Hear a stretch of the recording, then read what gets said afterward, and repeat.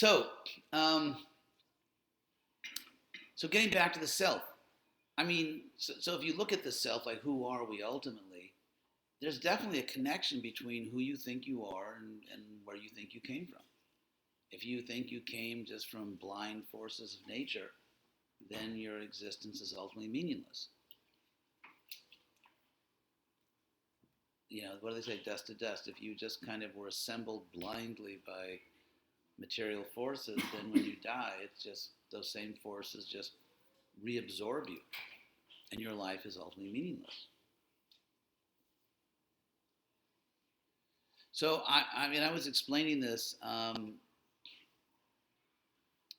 was actually explaining this yesterday. That I'll go over it one more time. So I think it's a really important point that I think we can demonstrate logically, not just I believe this, but logically that any empirical science or any level of material science, by definition, can never give a complete description of reality. And I'll explain what I mean by that. I'm going to offer you a logical proof of that, not just this is what I believe. Again, going back to Aristotle, he introduced the term metaphysics. In Aristotle's time, physics just meant studying this world, just studying the physical world. That was physics. And then Aristotle said there's physics, but there's metaphysics. Meta means beyond, or what comes afterwards. And so it's the idea that, for example, Aristotle talks about an unmoved mover. Aristotle says that everything has a cause. And so if you go trace back the causal chain, even back to the beginning of the world, ultimately you could never really explain the world unless there's an original cause, which Aristotle calls the unmoved mover, or God. In other words, it's something which sets things in motion, but itself or himself or herself, whatever you want, is not caused by something else. So,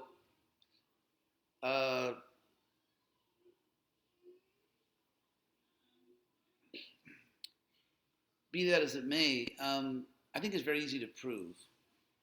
It's very easy to prove logically that our entire civilization is ultimately based on metaphysical assumptions rather than science. For example, if you said we have to develop a political system, a judicial system, which is based on science, the last thing in the world you could ever justify would be democracy. Why? Not just because of the last election, but also because democracy is based on an extremely metaphysical assumption that we are all equal. And there's no conceivable test that you can give human beings, whether it's musical, athletic, mathematical, physical. There's no conceivable test you can give humans that will show that we're equal. Every possible test, scientific test, will show us that we're all different. Some people are better at some things or other things. We're just not equal. There's no way in the world you can empirically show we're equal. And any child could show that empirically we're not equal. So, despite that fact, we assert that we are equal against all scientific evidence that we're equal, and therefore we should have democracy, or therefore there should be equal justice under the law. Now, why? There is the original explanation of why we're equal, which people tend to forget. It's the goose that laid the golden egg. And that philosophical explanation of equality was given by Thomas Jefferson in the DOI, Declaration of Independence. He said we hold these truths to be, I explained this a lot yesterday, we hold these truths to be self-evident. Self-evident is a technical philosophical term that Jefferson used. It means that something proves itself, so it can't be pushed into an infinite regress of proofs. That's why I use the word self-evident. He's basically telling the King of England and the Parliament, we're not going to argue about this. That if you don't see the equality, you're just sort of cognitively deficient or cognitively impaired. So we don't have to prove it. So he states it as a self-evident fact that we're equal. We hold these truths to be self-evident, that all people are created equal. And just a very quick summary of what I was explaining yesterday. Jefferson lived at a time when the Scottish skeptic David Hume was well known. And Hume said that we assume all kinds of things to be true, like values, like something is good or bad, but you can't prove it. There's no scientific proof of it. Like let's say someone commits a good act, like helping an elderly person. You can study that act scientifically, and you don't find the goodness. No empirical investigation will turn up the quality of goodness. It's just something human beings attribute to it. Or let's say an evil act, someone kills an innocent person. You can study the act, do forensic studies and everything. Where's the evil? The evil is not a scientifically discernible part of that action. And so therefore, as Hume showed, you cannot derive a metaphysical truth like this act was good, that act was evil. Those are values. Those good and evil are not physical things, they're metaphysical. So you can't derive them from a physical thing. You can't, here's a physical act, a material act, and we derive the value of good or evil. Jefferson actually sort of preempts a possible skeptic objection by saying the metaphysical fact of our equality actually comes from another metaphysical fact, which is there's a creator. Jefferson was very bright, smart guy, he knew philosophy, and so the Declaration of Independence, just in the first couple lines, is really like a little philosophy course, if you know what he means. So he said, we hold these truths to be self-evident, that we're all created equal, and then someone might argue that, well, maybe nature created us, maybe the devil created us, and so he says, endowed by our creator. So it's not just chance, it's not just, there is a creator. Endowed by our creator with inalienable rights, because it's just like in the civil rights movement, the federal government, and you say the Supreme Court declared that certain state laws violated federal laws or Constitution, and of course the federal laws take precedence over state laws. And that was a basic legal argument. So in the same way, the idea here, Jefferson's argument is, and just to repeat what I said yesterday, Jefferson was writing this at a time when probably the most popular sacred music in the Western world was Handel's Messiah oratorio, including the climax, Hallelujah, in which one of the climactic lines is King of Kings and Lord of Lords. And so that's what he's actually referring to, that universal understanding that the King of England or the Parliament may have made some law, but there's a higher king and there's a higher lord and there's a higher law. And therefore the rights are inalienable because they come from the higher court, or the higher authority. So, okay, getting back to my main argument. So if you think democracy is a good way to govern, if you think that we're actually equal in some way, then that means you live in a bi-dimensional universe. That means you live in a universe in which there is a physical dimension and a metaphysical dimension. Your concept of reality is bi-dimensional. And not only do we believe that, but actually we experience it in the core of our being. The fact, for example, that you should love your child and protect your child and not harm your child, I mean, that truth, that moral truth, is something we experience in the deepest part of our being, and it's as real as anything else we can possibly experience by looking through a microscope or a telescope. Or in some ways, it's more real. And so, in fact, even science can't prove that there's a real world outside our minds. They can't prove that. But they assume it to be true because they think it's self-evident that there's a real world out there. So just as it's self-evident there's a real world out there, although you can't prove it for various logical reasons, it's equally self-evident that you should protect your children and not harm them. That's equally self-evident. And when people experience God, that becomes actually the most self-evident fact. If there is a God and God has supreme existence, then the experience of God would be the most powerfully self-evident fact in the universe.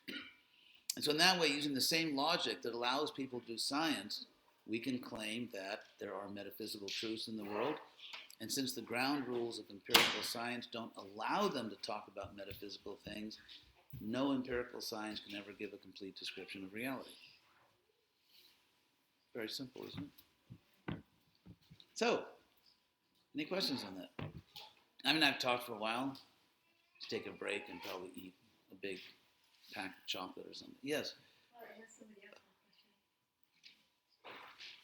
I was just thinking that, so you basically established the idea of an individual, personal self that is, that remains so, and the existence of one God. So if I realize that and accept that, what do you do with that? What does that mean in terms of, application? Okay. Well, it's like, for example, let's say a man discovers, actually I have a child. There's a lot of like movies like that and great novels, even in the 19th century, where some man's living his life and then he discovers, I have a child. And so when you discover that, what should you do? You should do what any decent human being would do if you discover you have a child. You love and take care of your child. And so, so if you discover, not just because someone told you and you blindly believe it, but if you actually discover that there is a God, that's a real game changer. It's just a game changer. In terms of what your ultimate duties are, who you are, and all that stuff. And so one has to be thoughtful, not just in the sense of becoming dogmatic or fanatic or those things which the world really doesn't need any more of, but in terms of, in a reasonable, thoughtful way, understanding the consequences of that fact. And I can share with you one experience I had on the day my father passed away, which was about, 16 and a half years ago. I came from a very good family, close family. I was very fortunate to have really good parents, very loving parents. And so when my father passed away, it was a very significant thing for me. And I remember lying in bed that night, thinking about it and realizing that when I was brought into this world by my parents, that my experience of my parents' love for me, and they were very loving parents, my experience of their love for me was actually my first experience of God. Not just because psychologically little kids think their parents are God, but because it's actually God's love for me, which it's actually God who inspired my parents to love me. In other words, we can take it for granted, well, just parents love children. That's just natural, but not really. If you look at other species, for example, male lions sometimes they kill their own offspring. And other creatures, may eat their offspring. So it's not, you can say, well, it's just natural, but what does that even mean, natural? It just means it happens all the time. And so the question is, why does it happen all the time? And the real point is, Krishna says in the Bhagavad Gita, for example, now to quote the good book, Krishna says, Pitahamasya jagato mata, dhata pitamaha. I'm the father of this universe, and the mother, the creator, the grandfather. And so I realized that night as I lay in bed that God, or Krishna, whatever you call it, had inspired my mother and father to love me. That God in the heart of my parents inspired them to love me, and he inspired them by sharing with them his own love for me, his own paternal love for me. And so in that sense, my experience of my parents' love for me was my first experience of God. So if we actually realize this, then so again, I actually write, and so the movies. Another typical plot is that someone thought there's one movie where some girl, American lady, born in England, her mother died. She comes back to England to claim some inheritance, and then she discovers through this plot twist that her mother actually is still alive. And then she has to deal with that fact and why my mother rejected me. And of course, there's a whole story behind it.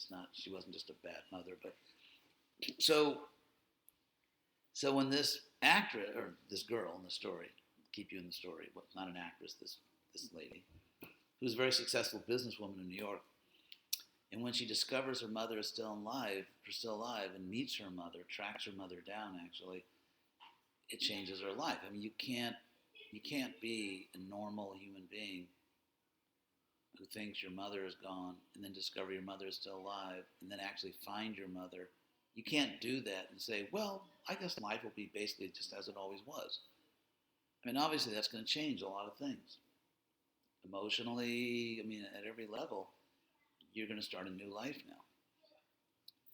And so in the same way, when you discover, well, a lot of people know that God exists. I mean, it's not like we're the only ones that know that. But when you actually have an intimate, powerful experience of God, it's a game changer.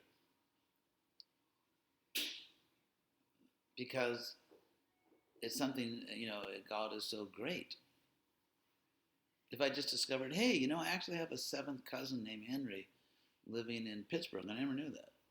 Okay, well, put him on the Christmas card list. It's not just like that. It's discovering someone who actually is a source of your own existence. And so you learn something most powerful and significant about who you are. It's like people want to get back to their roots. I mean, psychology is based on that. Okay, did you have a happy childhood? How did what did you think about your parents? What did they think about you? And try to get back, like, where are you coming from psychologically? What are your psychological roots? Or what are your financial roots? If you have parents that did well, that makes life a lot easier. So when you find the source of your own existence, it's only then you can begin to understand who you really are, ultimately. So it's interesting because this will come as a real shocker, I know, to everybody here, but our government sometimes is not that bright. I mean, one of the best cases of this, really good examples, they had these court cases where, let's say, Christian groups wanted to teach intelligent design of the universe, and then you had these other groups saying that's trying to teach religion in the schools, so therefore you should only teach evolution. Without going into that discussion, what I found really interesting about this was how wonderfully ignorant the courts were of Western intellectual history. Because they were saying, well, it's just a plot by Christians to teach Christianity in the schools. Actually, intelligent design theory is a philosophical position that predates Christianity by many centuries. By many, many, many centuries. It is a perennial philosophical position. And compatible with all the known evidence, in some ways actually more compatible with the evidence, actually even more compatible with the fossil record in many ways than evolution theory, than unguided evolution. I mean, evolution is one thing. Unguided evolution is actually, I think you could show, logically less compatible with the fossil record. So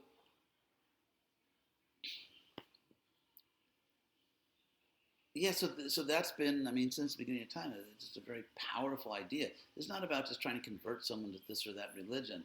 It's about just trying to be rational and trying to open your mind to the greatest ideas. Because just as I said, empirical science, a priori, in other words, logically, not just, okay, let them try to understand everything. Oops, they didn't do it. It's not something that, it's not an inductive process. It's not that inductively we say that empiricism cannot give a complete description of reality. It's logically impossible. Just like it's logically impossible to have a round square. It's not that if someone says, is there a round square in the world? Well, let me go look. Okay, I spent the best years of my life looking and I couldn't find one. So therefore, there probably aren't round squares. No, it's not an inductive empirical issue. It is a logical fact that there are no round squares. You don't need to look. If you know what the English word round means, and if you know what the English word square means, there are no round squares. So the statement, a round square, actually has no meaning. The semantic content, the meaning content is zero. It doesn't mean anything. It's a pseudo statement. It actually doesn't say anything at all. And so, just as empiricism cannot give a complete description of reality as we perceive it, uh, spiritual philosophy can. Because if you look at the basic principles, the basic assumptions, or the basic the claims of self-evident facts in theology, let's just say, I mean, not just what we're doing. I mean, it could be any good theology, any religion. It can consistently, within its own ground rules and according to its own basic self-evident principles, explain everything. So you can say, what about the problem of evil? Why is there... The basic argument for the problem of evil is if there's a triple O God. Triple O God, like triple threat. What is that in? Is that in baseball or football? They talk about a triple threat. Threat is in baseball? What's that? In arts or in singing? Oh, no, I was talking about baseball. So in a triple O God is a God who is omnipotent, all-powerful, omniscient, all-knowing, and omnibenevolent, all good. So if God knows everything, he knows people are suffering. If God is all good, he wants to stop people suffering. If God is all powerful, he can stop people suffering. And but that he doesn't. Therefore, there cannot be a God who's all good, all knowing, and all powerful. That's the argument. So what do we do with that argument? We rebuke it in the name of Krishna. Just kidding. So what we do with that argument is, I think our answer to that is, it's a philosophical response. It's not a doctrinal response like our good book says. It's not a mystery. It's not like Job in the Bible where, you just can't figure this one out. You're not God, and you can't figure this one out. Well, we would, first of all, in our tradition, we have a big advantage to deal with this specific problem. Not only our tradition, but actually in many Indo-European, philosophies, and that is the idea of reincarnation. Because if you accept that there's an eternal soul within a body, and if you accept that God is all good, it practically, it's logically required that there be reincarnation. Because, listen, you have a child, and your child is misbehaving. You don't give up on your child. You may give a suitable punishment. You don't want to spoil your child. Child has to know the relationship between misbehavior and punishment, because otherwise children that are spoiled go out into the real world when their parents aren't there and basically become dysfunctional or criminals because they don't understand that you can't just do whatever you want. So letting kids do whatever they want is a great way to destroy their lives. And in fact, what child psychology shows is that the best parents bring two things to their parenting: love, they really love their children, and they bring boundaries. If you love your child, there's no boundaries, you're going to get a loved monster. And if you bring boundaries but no love, you know what that leads to. So from God's point of view, there are boundaries. There are consequences. There have to be consequences, or you can never raise someone to be a good person. But God doesn't give up. How could a human being be more patient and merciful than God? I know myself in terms of my own feelings. Let's say someone is misbehaving, someone I care about, and then they die. I wish for that person another chance. I would like for that person to have another life to try again. Anyone you love, you want them to get another chance. So how could we be more merciful than God? If God is infinitely merciful, and he's not, he doesn't really fit the bill. I mean, if you say this is God, but he's not infinitely merciful, I think, will the real God please stand up? John Stuart Mill, the English philosopher, said, how can I worship a God who is morally inferior to so many human beings? So, if God is merciful, if you're an eternal soul, and God puts you in this virtual reality machine, a material body, let you take your best shot at being foolish in the material world, but he's trying to educate you, and you didn't make it, no social promotion, so you got to take the course again. But that's what happens. It's like if you have a child in school and the child flunks, you don't kill the child. Child has to repeat the course, and that's all reincarnation is. It means if you flunk, you got to take the course again. No social promotions. It's just simple. And so, if you consider that we're eternal souls and bodies, and then God is infinitely merciful. He says, well, just keep trying, I'll help you, but sooner or later you're going to get it. But why is there suffering? Because we sometimes deserve it. Take, for example, Hitler. You can use Hitler as a good example because it's very unlikely when you're talking to people, someone's going to think he was a good person. So if you take Hitler, and let's say he reincarnated, okay, maybe he was some cute baby. That's little baby Hitler. So if that baby suffered in some way, there cannot be a God. That poor little baby suffered. So I'm not saying every baby that suffers was Hitler in their last life. I'm just saying that if it's a fact that we have past lives, then it is possible that our suffering and enjoyment, that we caused it, that we ourselves caused it. Now, someone could say, even if we did, I can't believe anyone could do anything so bad as to, let's say, like be tortured, for example, to give like a sort of gruesome example. But there are torturers all over the place, especially in some parts of the world. Take the Islamic State. There's, thousands of people who, happily torture others.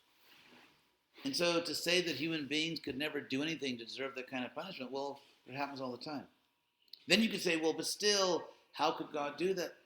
We have to remember something. We're not the body. It's just like I said, I had very good parents. I'm sure, many of you had very good, loving parents. So my parents, punished me, but they never injured me. My mother ruled the house. My father went out and, earned the tofu and bacon and brought home the tofu. And so my mother never injured me. She put the fear of God in me. She definitely did that. But she never injured me. If God is a loving parent, it must follow that he would never injure his own child. How could a loving parent injure their own child? You can scare them a little bit sometimes, you can punish them, you don't actually harm them. And so, if you remember that we're not the body, we're actually eternal souls, no soul in the history of the universe has ever actually been injured or killed. The body is. And so then the question is, well, what is the body?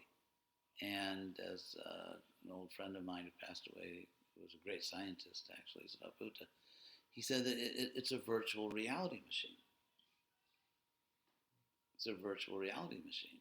I remember one time I went to Universal, or I can't remember. I grew up in LA, so I got kind of sick at Disneyland by my high school grad night.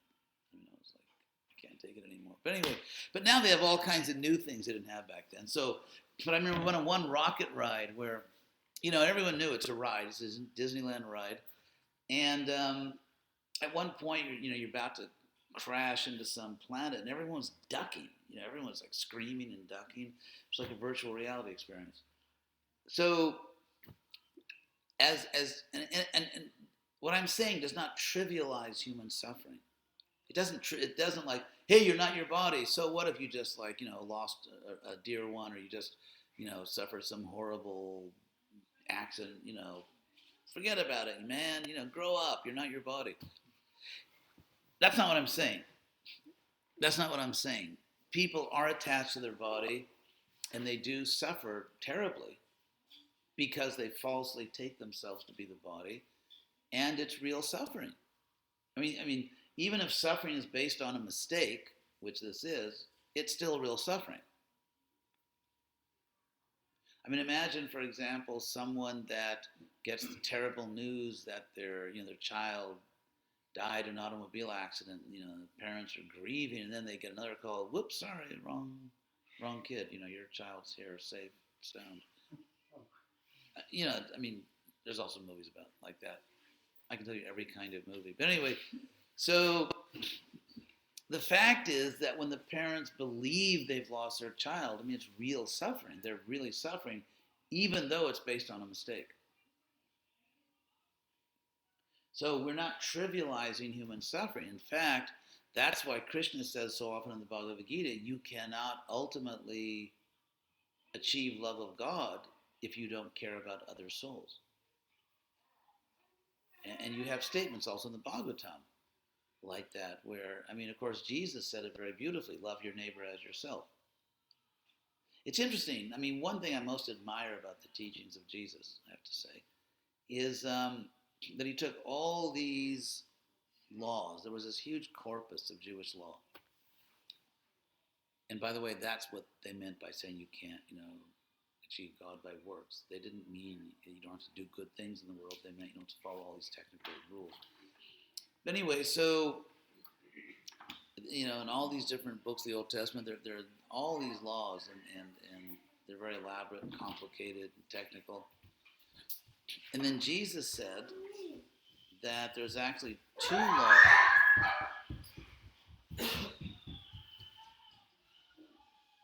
Jesus said there's actually two laws. If you just follow those two laws, you did it. You're okay.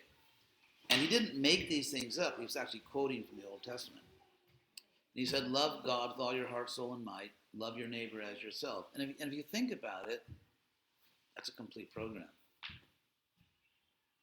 If anything, we would say, and Jesus didn't deny this, he just didn't say it, but that your neighbors are not just human. Your neighbors are not just human. You have, neighbors in other species. Because after all, I mean, consider this. I'll give you a very short, simple argument for animal rights, which I think is logically sound. And that is, if God created all creatures, and if a particular creature, like let's say a mammal, like a horse or a pig or a cow or whatever, if a particular creature can feel pleasure and pain, real pleasure and pain, can feel fear, even terror, as in fact animals can. Anyone that's ever like bred horses or dogs, I mean, that animals can feel really intense emotions. They can be terrified, they can be happy, they can feel real pain, agony, and so on. So if God created this capacity to experience pleasure and pain, how could God not care about their pleasure and pain? I mean, I want to give an example from Jane Austen. It's interesting if you read Jane Austen, if you know the world that she describes, and if you know her moral universe. One of the worst things a man can do in that moral universe, one of the worst offenses a man can commit, is creating in a woman the expectation of a serious relationship or marriage, to sort of, as they would say back then, create an attachment, by flirting, by being really nice and taking the girl out. In other words, the man acts in such a way as to attach the girl to him, but he has no intention of actually marrying her. He's just playing with her. He's just satisfying his own vanity. Maybe he wants to sexually exploit her. And so to create the capacity for suffering, because if the woman were not attached to that man, he could not cause her suffering. Because if you're not attached to someone, it's like, you can do whatever you want, I don't care. But when you really are attached to someone, that person can hurt you. And so to create that capacity for pain and then to inflict the pain without any consideration, I mean, is considered to be a disgusting, low thing to do. And people that do that are really, kind of like disgusting human beings. And so, in other words, you don't play with people's emotions. You don't create attachment if you don't intend to actually commit yourself to the person. And so, let's go back to God. This is actually an analogy from our hero, Jane Austen. So now, talking about God. How could God create, let's say, a dog with the capacity to feel pain and then be completely indifferent when the dog does feel pain? Because if God had not made the dog that way, the dog wouldn't feel pain. God created that vulnerability, you could say. And so, how could God, if God created all creatures and in more developed creatures, a real capacity for pleasure and pain, how could God be indifferent if I cause pain to a creature? Now, of course, in America, we have this wonderful schizophrenic law system. Like I remember that years ago, there was a quarterback for the Atlanta Falcons who was like having mistreating dogs. Remember that? Like dog fights and killing dogs, and the whole country was outraged. And he went to prison. He went to prison. He did hard time. And you get all these people, talking about how bad it is over their steak dinner, and they didn't see any contradiction there. The fact is, they're eating food which was obtained by horrible brutality to a creature equally conscious, and yet they just don't see the connection. It's interesting because in the Western world, animals don't have rights unless they make cute urban pets. So if you can emotionally bond with a creature because it makes a good urban pet. I mean, a cow makes a nice pet, but on a farm, not in an apartment or house. And so if you think about the philosophy of law, the worst kind of government, or political philosophy, the worst kind of government is where people themselves have no rights, but you live or die at the whim of a tyrant. It's like in the Roman Colosseum, the emperor would say, live or die. You don't have a right. You don't have any intrinsic rights. The rights are not on you. If the tyrant, for whatever whim, feels like it, you die or you live. Whereas in civilized law, the right is in the person himself or herself. And so no matter what the ruler may think, the ruler must follow the law. The ruler must respect your legitimate rights, whatever their particular mood swing may be that day. Now, in the case of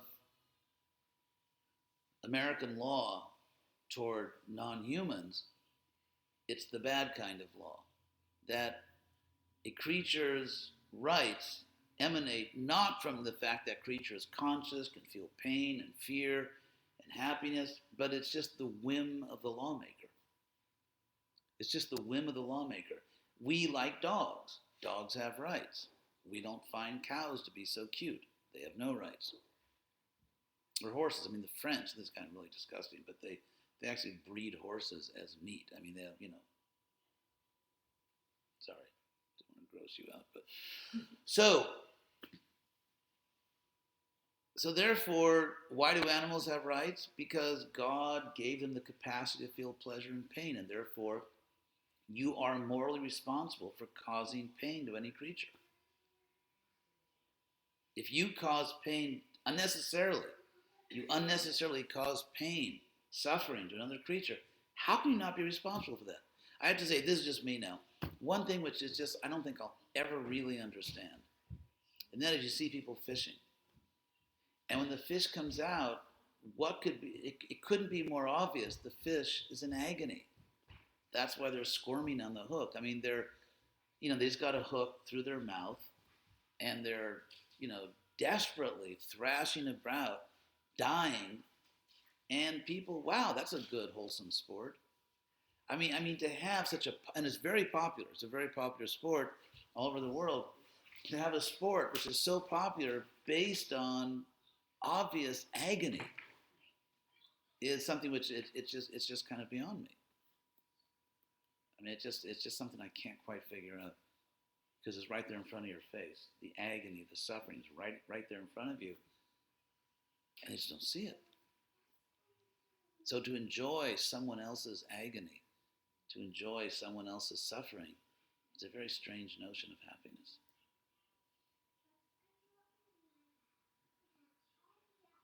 Anyway, so yes, go ahead. So you said at one point that we're not the only ones who know about there being one God. Yes, of like course. Like there's a few groups of people that. Yeah, definitely. So I've heard in the past that like impersonalists, people who are impersonalists, they eventually go to whatever impersonal realm or whatever that they believe in. And I've also heard that like people who are really hardcore devotees of Lord Ram go somewhere where Lord Ram resides. So is it like that with every person, like hardcore Christians or like people who believe in what they believe very, very intensely, or do they have to reincarnate to come on the right path? Well, I mean, God respects our free will. So if you devote yourself to a particular object, I mean, that God respects that. Mm-hmm. That's what you chose. At the same time, it's interesting, how you want to interpret that famous statement attributed to Jesus in chapter 14 of the book of John, that I have more to teach you, but, not now. I mean, of course, there's a whole historical context for that. But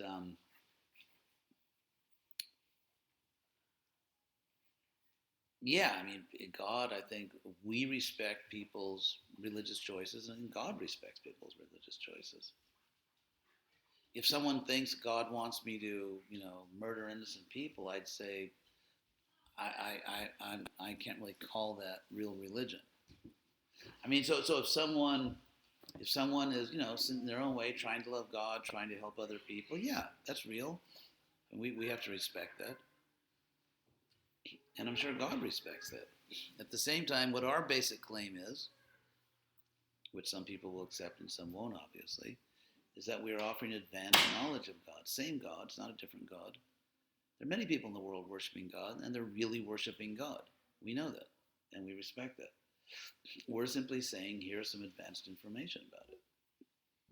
We're not saying that you're worshiping a false God, or that's not true religion. We're not getting really silly like that. Is there any water? Oh, I keyed them from. Yes. I was just wondering, we were talking about the idea of equality, and in the Bhagavad Gita it talks about how a humble sage, sees all beings as equal.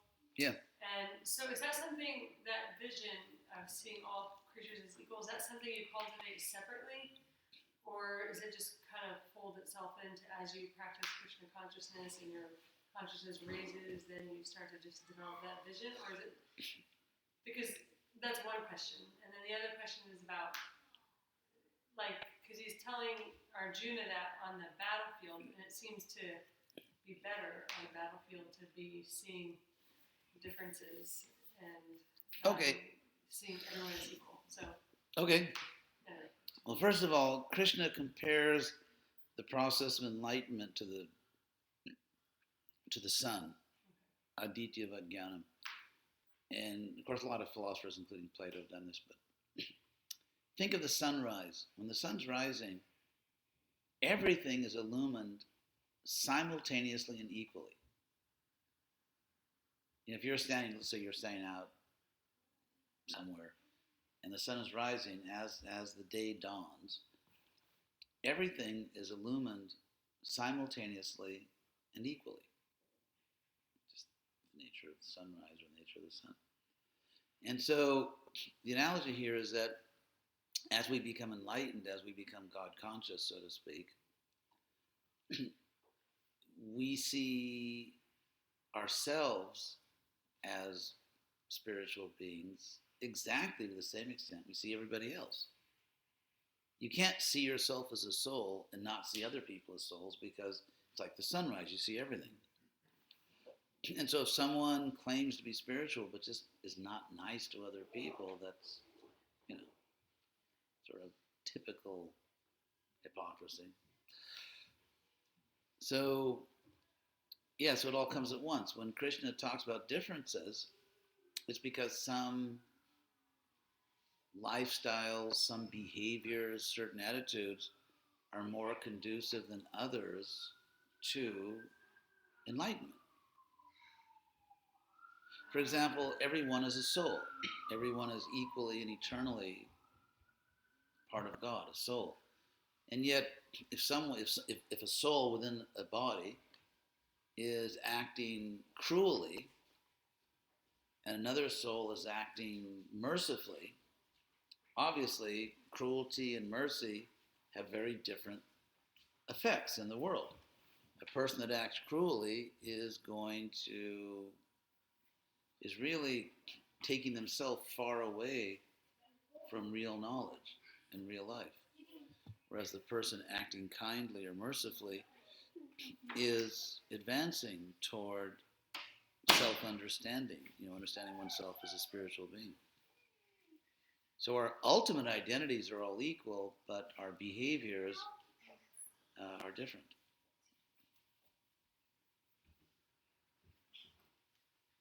And then in terms of like Arjuna being on a battlefield. Yeah. Why did Krishna speak the Gita on the battlefield? Or just that verse on a battlefield, to see everyone as equal when, you kind of need to see people as different. Because Arjuna, if let's say you're in a battle, and in that battle there were actually moral distinctions. You have to know the whole story. It occurs within Mahabharata, this great epic history. And the Gita itself is actually just a small part, in terms of number of verses of a much larger history. And so if you reward good and punish evil, you're actually treating everyone equally. Because in both cases, you're doing what's best for people. When evil is punished, like, for example, someone kills or rapes, and that person is punished, you're actually doing what's best for that person. Because that person has to understand. It's like that great Bob Dylan song, how does it feel? So if I cause suffering and then the suffering comes back to me, either by karma or by state punishment, that's the best thing for me, because now I understand how it feels. At the same time, if someone acts virtuously and that person is rewarded, that I'm encouraging virtue. And so in both cases, I'm doing what's best for each person.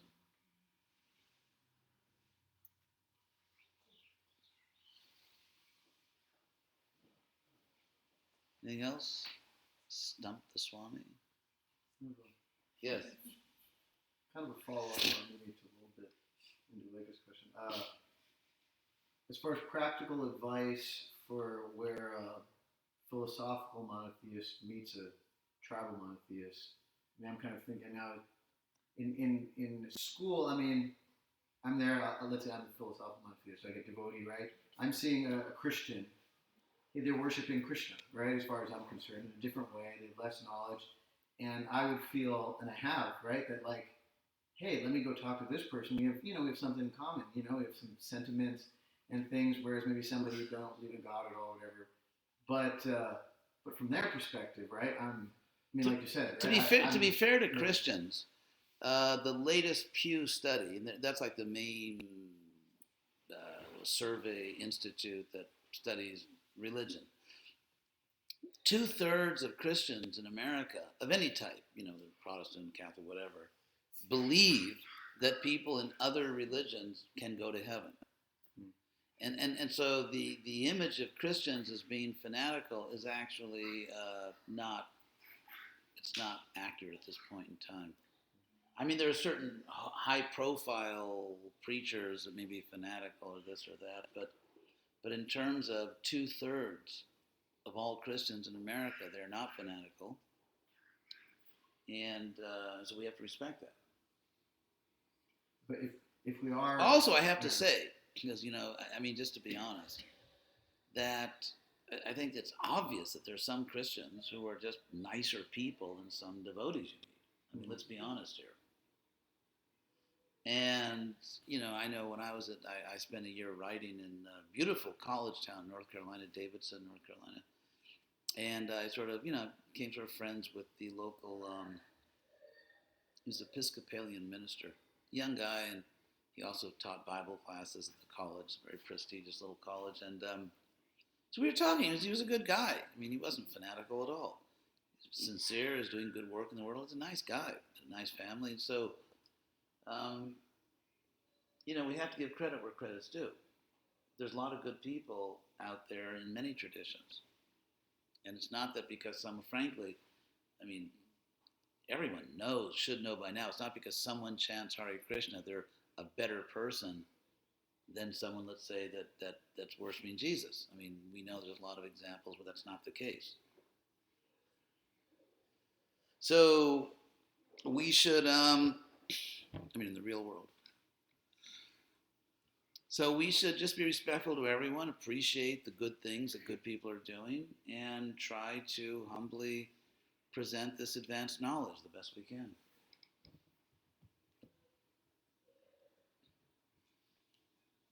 Yes. When we chant Hare Krishna, Mega pregunta. in Spanish or English? English. When we chant Hare Krishna,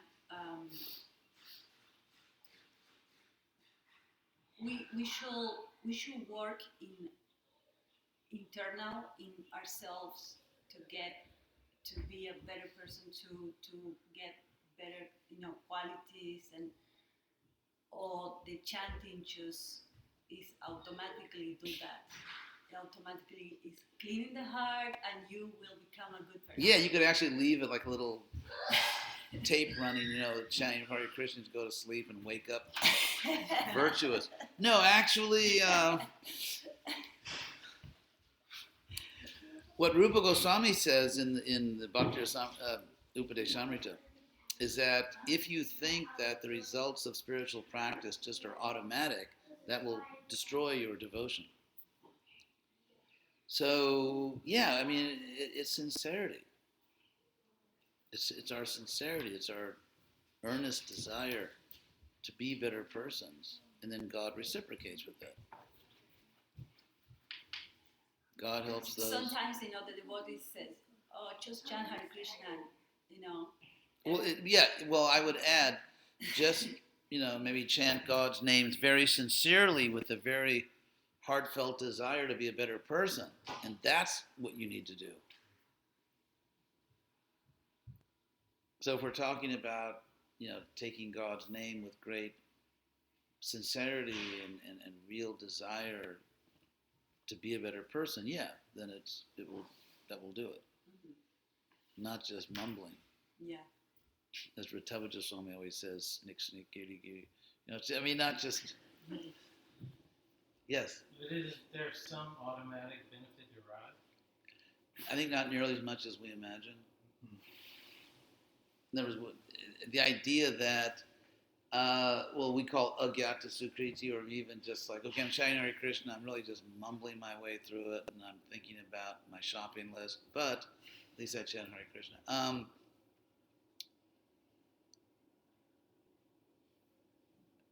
The picture we get from Bhagavad Gita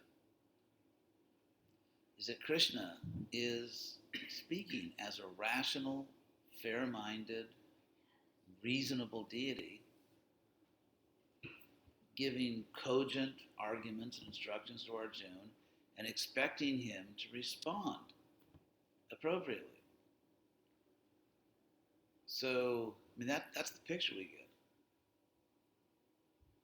So if you're trying, let's say you're trying to chant God's names, you're trying to pray to God, and maybe your mind is so disturbed for whatever reason, you're just really disturbed, you're really upset, or you just can't focus that day, but you're trying.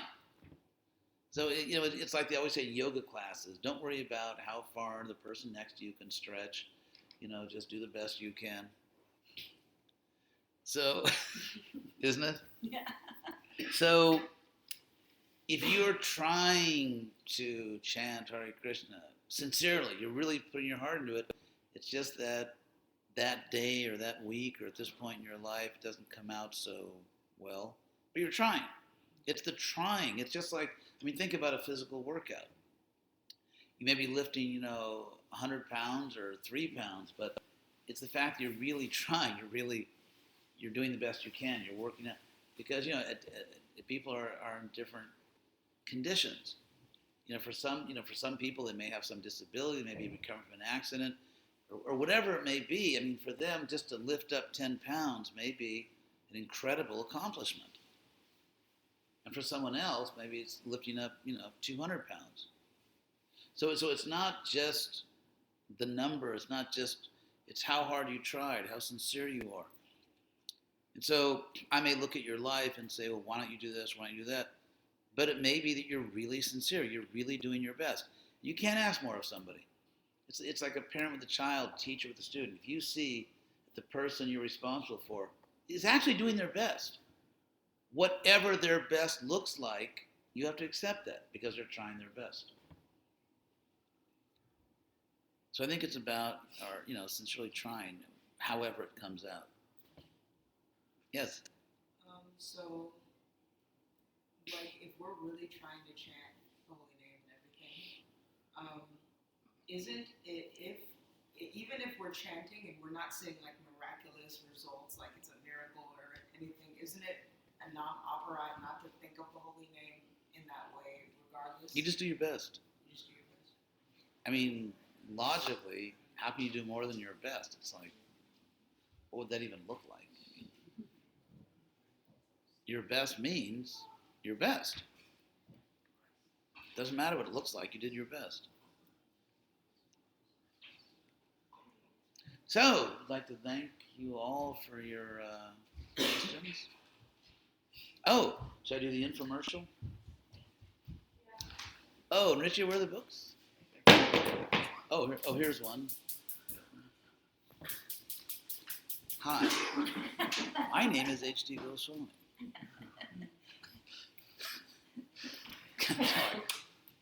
What's that thing the used car salesman on TV said? Folks, I lose money on every deal, but I make it up on the volume. It's a joke. Anyway, so here's the Bhagavad Gita. It's you're welcome. We offering these very literal translation, categorical explanation. It's a proven cure for the common cold. Just kidding. So, thank you all very much. We have some prasadam for everybody? Yeah, it's a very literal translation, actually. Got really good reviews from scholars, professors at prestigious universities. So how do we? Oh, yeah, after a $10 donation, cheap. The money just goes to reprint them. I thought it was interesting what you said at the Anger you listened to yours before this about how you translated it. And Yeah. I'm not sure if everyone knows, but I like what you said about like how you kept it down to like minimal words in the English translation. Yeah. Literally like what the saints were saying. Yeah. Even if it's a little confusing, I thought, this is what it says. Yeah. So that's what it sounds like in Sanskrit. That's good. Cheers. Hey, Gopi. Krishna, bring your chairs if you want. Oh my God. I have to stop the recording. Oh, thank you out there.